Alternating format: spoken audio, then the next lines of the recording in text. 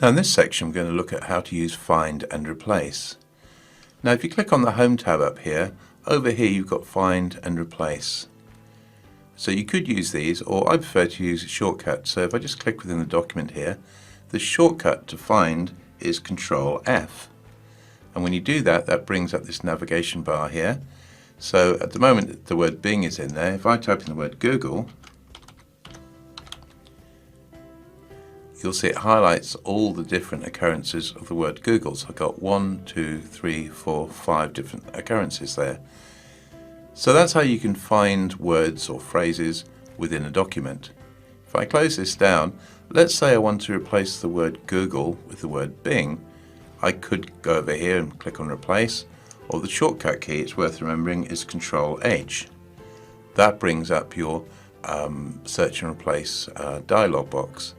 So what I want to do is I want to find the word Google and replace it with the word Bing, B-I-N-G. If I click on replace all, it found all 5 occurrences and replaced them.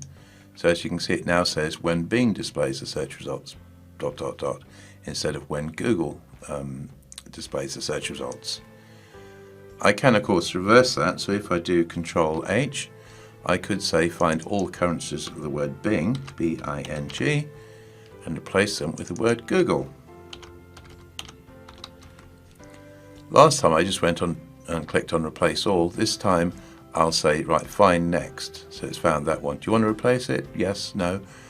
Yes, I'll replace that one. Do you want to replace this occurrence here? Yes. And this one, and this one, and this one. So in that case I did them one at a time, which is probably a safer bet than replacing everything in one go.